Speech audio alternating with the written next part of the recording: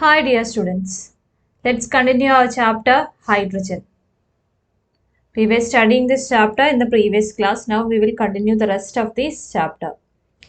So today we are going to study about water, H2O. Okay, its structure and also the structure of ice. What is ice? Crystalline form of water is ice. Remember that it's a crystalline form of water. Crystalline form of water is ice.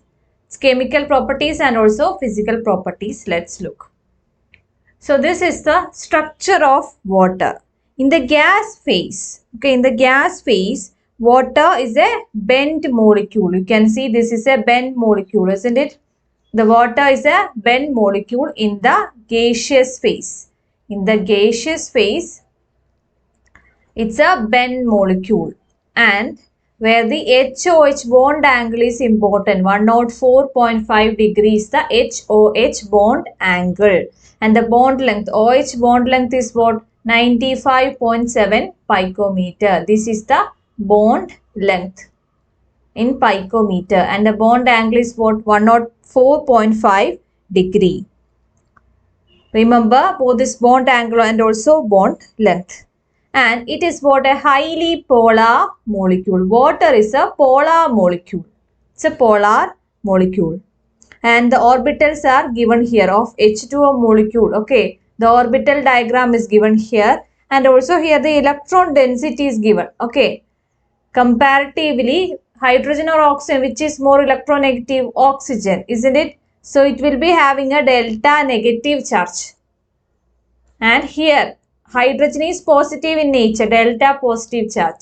So to balance both this delta positive charge, oxygen will have 2 delta minus negative charge to balance this both positive charge of hydrogen. So this is the structure of water. And the crystalline form of water is what? Ice, as I have already mentioned. Okay. Ice crystallizes to a hexagonal form. At high temperature, it crystallizes to a hexagonal form, and then when the temperature becomes low, at very low temperature, it condenses to a cubic form.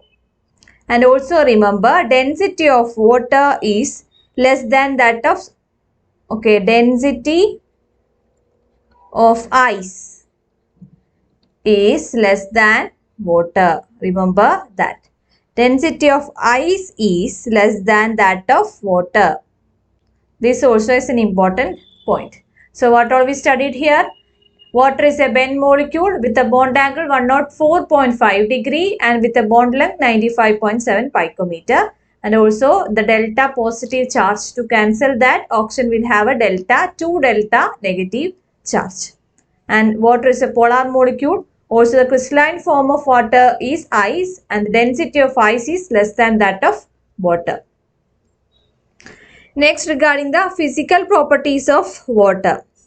You can see here written the physical properties like melting point, boiling point, etc.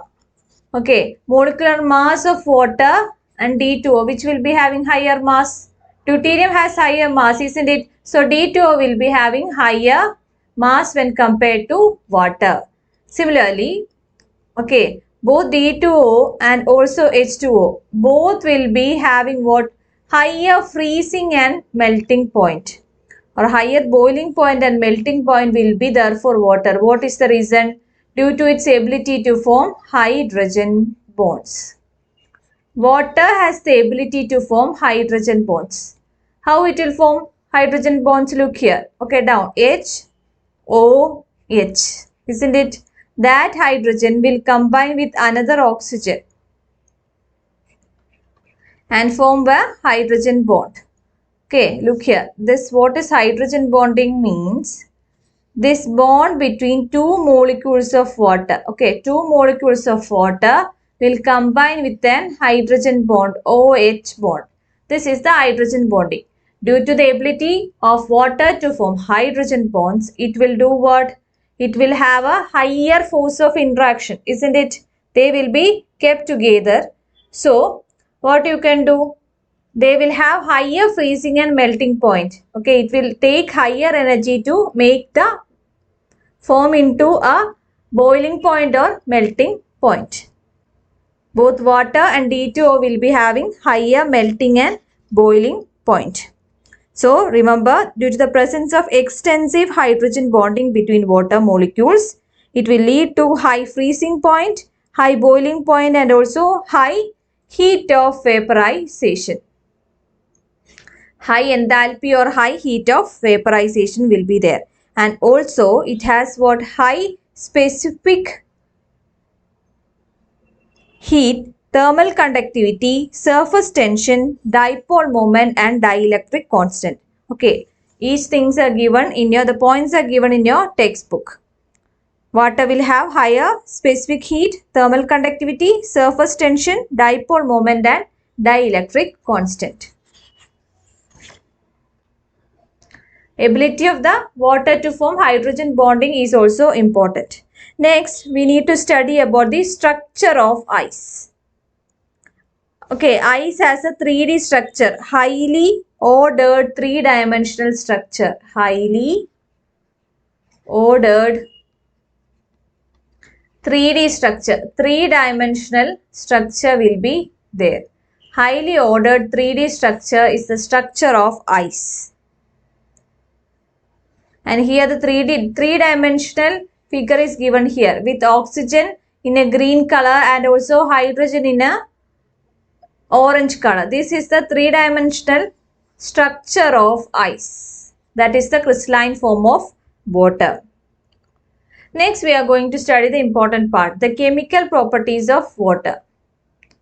So, let's start. Okay, what are the chemical properties? Is its amphoteric nature, redox reactions involving water, hydrolysis reaction, and also hydrate formation. These are the 4 chemical properties of water. First is the amphoteric nature. Okay, amphoteric nature. Before that, let me explain about what is a Bronsted acid and also a Bronsted base. A Bronsted acid is what? A substance that donates a proton to other compound and forms a conjugate base. That donates, okay, if it is a Bronsted acid, that will donate a proton H plus and will form a conjugate base. Let's consider the first example, H2O plus NH3. Okay, water did what? It donated an H plus to ammonia, isn't it? From water, okay, from water, one hydrogen is given to ammonia and it will form NH4 plus. And when one hydrogen is donated, water will form what? OH minus. So here water acts as a Bronsted acid or base? Bronsted acid, isn't it? It donated H plus and formed a conjugate base. So here the conjugate base is OH minus. Conjugate base is OH minus and H2O is a Bronsted acid. Is it that clear? Next, what is a Bronsted base? That accepts. A Bronsted acid donates H plus, but a Bronsted base accepts H plus from the other compound and forms a conjugate acid. So now listen here. Water, H2O with H2S, when it is reacting, what happens? Hydrogen accepts a proton H plus from H2S and form H3O plus. Water does what? Water accepts a proton. So here it acts as a Bronsted base. Is that clear? The above example, it acted as a Bronsted acid. It donated an H plus ion. But in the second example, water acted as a Bronsted base. It accepts an H plus from H2S. So it is a Bronsted base. And so H3O plus will be what? It will act as a conjugate acid. Okay. This is the concept of amphoteric nature. So what is amphoteric nature? It acts as a water acts as a Bronsted acid as well as a Bronsted base. The ability of a particular substance to act both as an acid and also as a base is known as amphoteric behavior. Note down the particular behavior of an compound to act both as an acid and also as a base is called as amphoteric nature. So, water is amphoteric in behavior. Next, the autoprotolysis or self-ionization of water. Listen here. Water, when two molecules of water react, what you will get? You will get H3O plus plus OH minus. So, if the first water molecule is acting as an acid, what it will do? It will donate an H plus, isn't it? And it will form OH minus. So, it is a conjugate base. I hope you understood the concept. Second water molecule, if it is acting as a base, then it will accept a proton and then it will form what? H3O plus, and it is a conjugate acid. This is the autoprotolysis or self-ionization reaction of water. That means two molecules of water will react together to form a conjugate acid and a conjugate base. That is autoprotolysis. Second chemical reaction is the redox reactions involving water. So, water can be easily reduced to dihydrogen by highly electropositive metals. So, you know alkali metals are electropositive. So, if you are reacting sodium metal with water, then you will get hydrogen and NaOH. Similarly, carbon dioxide plus H2O. You will get C6H12O6 plus H2O plus O2. This is the reaction with water. Water is oxidized to oxygen during photosynthesis. Next reaction with fluorine. How water reacts? Okay, fluorine is oxidized. Okay, with fluorine, water is oxidized to oxygen. H2O. Okay, water gets oxidized to oxygen in the presence of fluorine. The reaction that when fluorine combines with water, what happens? You will get 4H plus plus 4F minus plus O2. This is the oxidation reaction. The third reaction that the water undergoes is hydrolysis. Why water undergo hydrolysis? Due to its high dielectric constant. As a result, it has very strong hydrating tendency.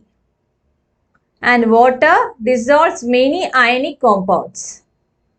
And also some of the covalent and ionic compounds are hydrolyzed in water.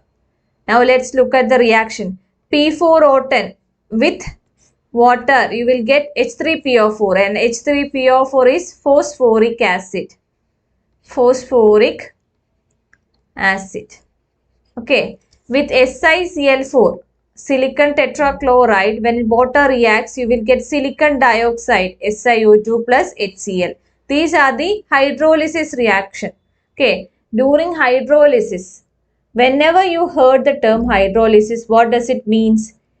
Okay, it means breaking down the bonds of the compound with the help of water. So, SiCl4 will undergo hydrolysis to form silicon dioxide and HCl. Similarly, nitride N3 minus with H2O, you will get NH3 plus OH minus.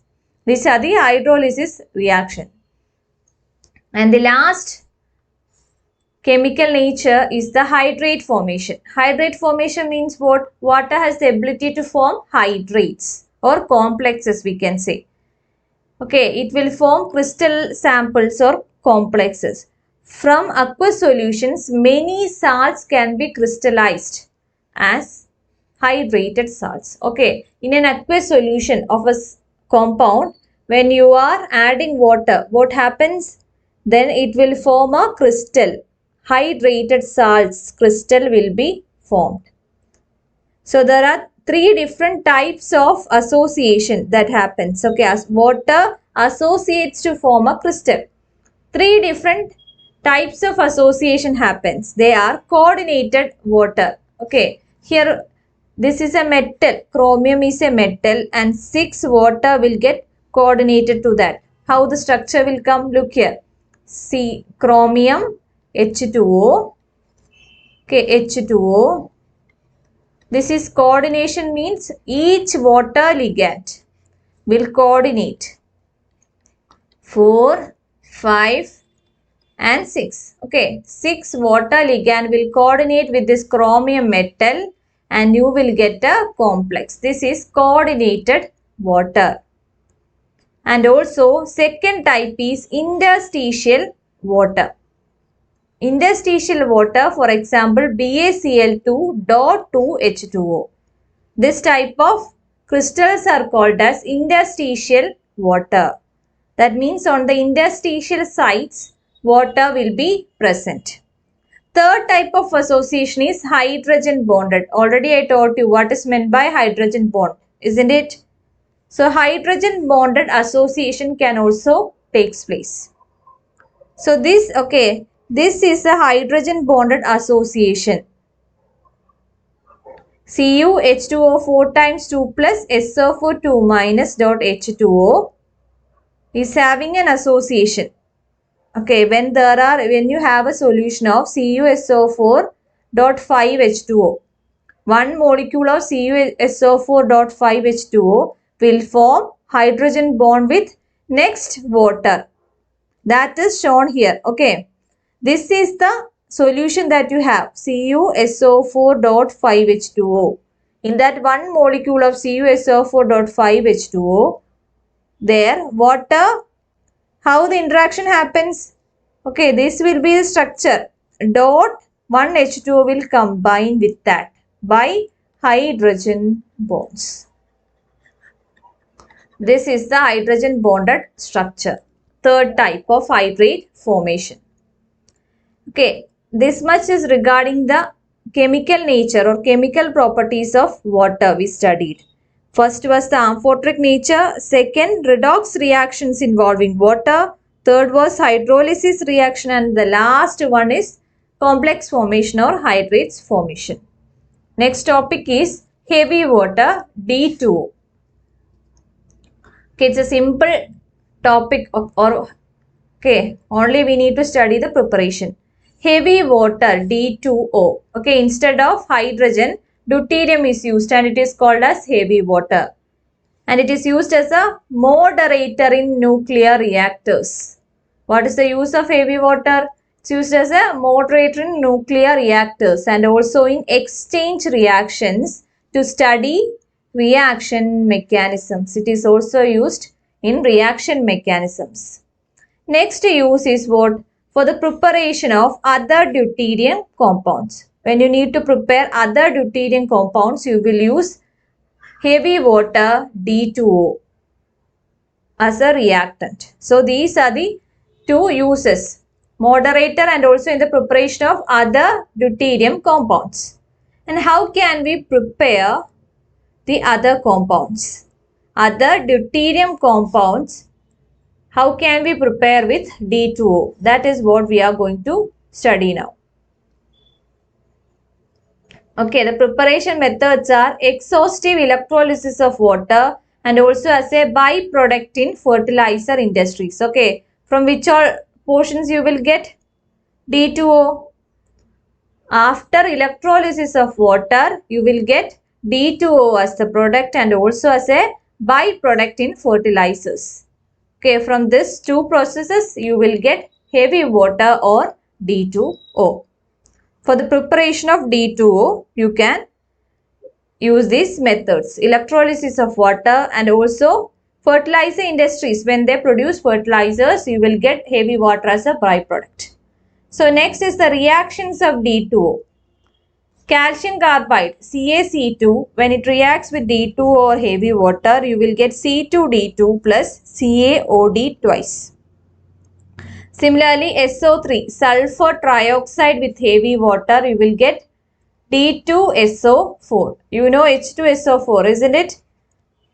Similarly, when hydrogen is replaced by deuterium, it is called as D2SO4. And Al4C3, aluminium carbide is this. Okay, first one is calcium carbide. Okay, the common name is what? Calcium carbide. This calcium carbide is used for ripening of mangoes. Do you know? Okay, for ripening, we will use calcium carbide. Calcium carbide, and also this is what? Aluminium carbide. Aluminium carbide. When they react with D2O, heavy water, you will get CD4 plus AlOD thrice. These are the three reactions which the D2O or heavy water undergoes. Study the uses of heavy water, its preparation, and also the reactions of D2O. Okay, only this much you need to study here regarding D2O. Last topic is hydrogen as a fuel. Okay, this means hydrogen has a potential for using as a, I already told you in the beginning, it is a source of energy and it is a non-polluting fuel for the near future, and that is known as hydrogen economy. Okay, it's a concept where hydrogen is used as a non-polluting fuel for the near future. Okay, pollutants in combustion of dihydrogen. When you are doing combustion or burning dihydrogen, the pollutants present are very less when compared to combustion of petrol. So, we can use dihydrogen instead of petrol, isn't it? Okay, the only pollutants will be what? Oxides of dinitrogen. As dihydrogen, when you are combusting, you will get, undergoing combustion, you will get dinitrogen also. That is the only impurity present. But okay, petrol under combustion, you will get many pollutants, isn't it? But here, when we are using hydrogen as a fuel, there are some other limitations. In the near future, researches are going on, so that limitations will be overcome and you can use hydrogen as a fuel. And look here, the basic principle of hydrogen economy is what? It is the transportation and storage of energy in the form of liquid or gaseous dihydrogen. Okay, study this. What is hydrogen economy and its principle? It is the transportation and storage of energy in the form of liquid or gaseous dihydrogen.